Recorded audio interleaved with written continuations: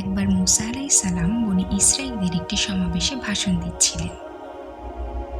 সেই সমাবেশে তাকে জিজ্ঞেস করা হলো, কোন ব্যক্তি সবচেয়ে বেশি জ্ঞানী? মুসা আলাইহিস সালাম এর উত্তরে বললেন, আমি। মুসা আলাইহিস সালামের এই উত্তরে আল্লাহ তার প্রতি অসন্তুষ্ট হলেন, কেননা তিনি জ্ঞানের উৎস হিসেবে আল্লাহর কথা বলেননি। আল্লাহ মুসা আলাইহিস সালামকে বললেন, দুই নদীর সংযোগস্থলে আমার এক বান্দা আছে, সে তোমার চেয়ে অনেক বেশি জ্ঞানী।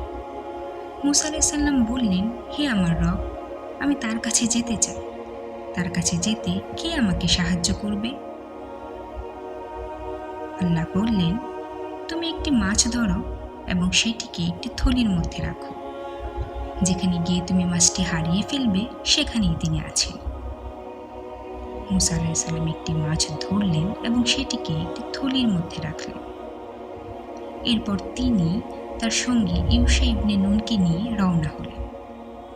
যেতে যেতে তার একটি পাথরের কাছে পৌঁছে সেখানে মাথা রেখে বিশ্রামে বসলেন। তখন মুসা আলাইহিস সালাম ঘুমিয়ে পড়লেন।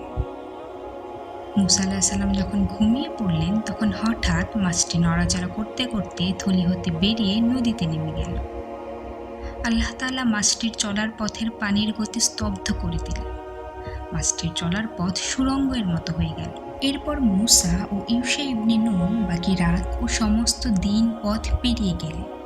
পরদিন ভোরে মুসা আলাইহিস সালাম তার যুবক সঙ্গীকে বললেন, আমার সকালের নাস্তা নিয়ে এসো। সফরের কারণে আমি খুব ক্লান্ত। আসলে মুসা আলাইহিস সালাম আল্লাহর নির্দেশিত স্থানটি অতিক্রম না করা পর্যন্ত সফরে কোনো ক্লান্তি অনুভব করেননি। তখন সঙ্গীটি বললেন, আপনি কি লক্ষ্য করেছেন, আমরা যখন সেই পাথরের কাছে বিশ্রাম নিয়েছিলাম তখন মাছটি চলে গেছে, আর মাছটি চলে যাওয়ার কথা বলতে আমি আপনাকে একেবারেই ভুলে গেছি। আসলে আপনার কাছে সেটা বলতে শয়তানি আমাকে ভুলিয়ে দিয়েছে।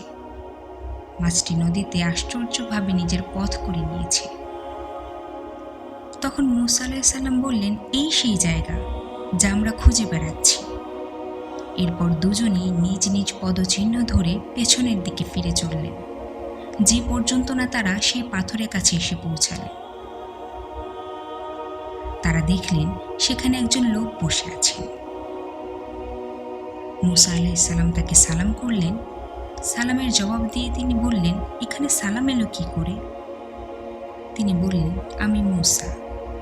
লোকটি জিজ্ঞেস করলেন, আপনি কি বনি ইসরাঈলের মুসা? তিনি বললেন, হ্যাঁ। আপনাকে শেখানো সহজ ও সঠিক জ্ঞানের কথা শেখার জন্য আমি আপনার কাছে এসেছি। তিনি বললেন, হে মুসা, আল্লাহর দেওয়া ও শেখানো কিছু জ্ঞান আমার আছে, আপনি তা জানেন।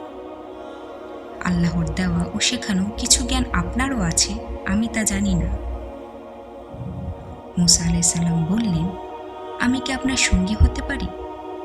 খিজির আলাইহিস সালাম বললেন, আমার সঙ্গে থাকলে আপনি ধৈর্য রাখতে পারবেন না।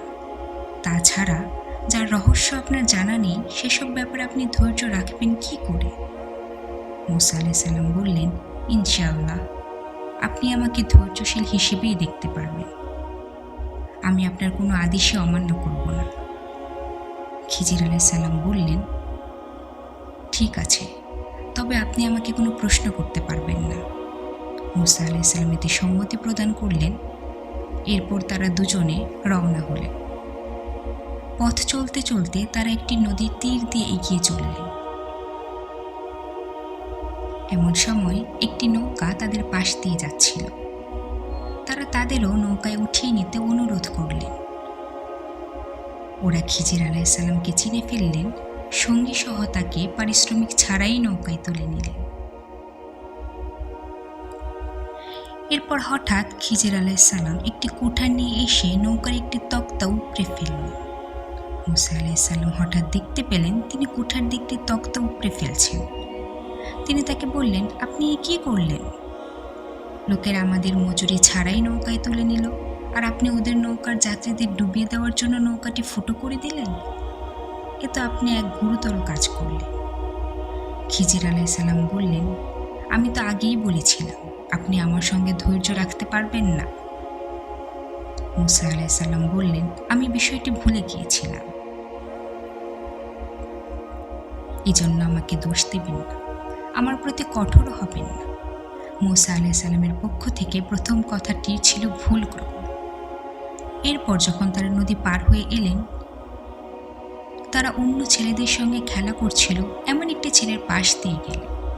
খিজির আলাইহিস সালাম হঠাৎ ছেলেটির মাথাটি ধরে নিজ হাতে তার ঘাড় থেকে মাথাটি আলাদা করে ফেললেন। মূসা আলাইহিস সালাম বললেন, আপনি একটি নিষ্পাপ ছেলেকে বিনা কারণে হত্যা করলেন, নিশ্চয়ই আপনি একটি অন্যায় কাজ করলেন। খিজির আলাইহিস সালাম বললেন, আমি কি বলিনি আপনাকে আপনি আমার সঙ্গে ধৈর্য রাখতে পারবেন না? মূসা আলাইহিস সালাম বললেন, এরপর যদি আমি আপনাকে আর কোনো বিষয়ে প্রশ্ন করি, তাহলে আর আপনি আমাকে আপনার সঙ্গে রাখবেন না। তারা আবার চলতে লাগলেন। অবশেষে তারা একটি জনপদে এসে পৌঁছালেন। গ্রামবাসীর কাছে তারা খাবার চাইলেন, কিন্তু তারা তাদের খাবার দিলেন না, তাদেরকে আপ্যায়নও করলেন না। সেখানে তারা একটি ঝুঁকে পড়া দেয়াল দেখতে পেলেন, সেটি ভেঙে যাওয়ার উপক্রম হয়েছিল। খিজির আলাইহিস সালাম সেটি নিজ হাতে সোজা করে দিলেন। মূসা আলাইহিস সালাম বললেন, মানুষগুলো এমন যে আমরা এলাম অথচ তারা আমাদের না দিল খাবার, না করল আপ্যায়ন, অথচ আপনি ওদের দেয়াল সারিয়ে দিলেন। আপনি ইচ্ছা করলেই এর বদলে মজুরি নিতে পারতেন। খিজির আলাইহিস সালাম বললেন, এখানেই আপনার আর আমার মধ্যে বিচ্ছেদ হলো। তবে যে ঘটনাগুলোতে আপনি নিজের ধৈর্য ধরে রাখতে পারেননি, সেসবের রহস্য আমি আপনাকে জানিয়ে দিচ্ছি।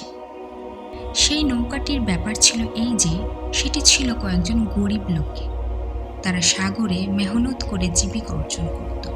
আমি সেটিকে ত্রুটিযুক্ত করে দিতে চাইলাম, কারণ সামনের দিকে ছিল এমন এক বাদশাহের এলাকা যে প্রত্যেকটি নৌকা শক্তি প্রয়োগ করে ছিনিয়ে নিত। যেহেতু নৌকাটি এখন ত্রুটিযুক্ত হয়ে গেছে, তাই তাদের আর এই নৌকাটি প্রয়োজন নেই। আর ওই বালকটির ব্যাপার হচ্ছে এই যে, তার পিতামাতা ছিল মুমিন। আমাদের আশঙ্কা হলো এ বালক তার খারাপ আচরণ ও কুফরির মাধ্যমে তাদেরকে বিব্রত করবে। তাই আমরা চাইলাম তাদের রব তার পরিবর্তে যেন এমন একটি সন্তান দেন যে চরিত্রের দিক দিয়েও তার চেয়ে ভালো এবং যার কাছ থেকে সবসময় ভালো আচরণ আশা করা যাবে। এবার থাকে সেই দেয়ালের ব্যাপারটি। সেটি হচ্ছে এই শহরের অবস্থানকারী দুটি এতিম বালকের। এই দেয়ালের নিচে তাদের জন্য সম্পদ লুকানো আছে এবং তাদের পিতা ছিলেন একজন সৎ লোক। তাই তোমার রব চাইলেন এই কিশোর দুটি প্রাপ্তবয়স্ক হয়ে যাক এবং তারা যেন তাদের নিজ গুপ্তধন বের করে দিতে পারে। তোমার রবের দয়ের কারণেই এটা হয়েছে, নিজ ক্ষমতা ও ইখতিয়ারে আমি এটা করিনি। তুমি যেসব ব্যাপারে সবর করতে পারোনি, এ হচ্ছে তার ব্যাখ্যা।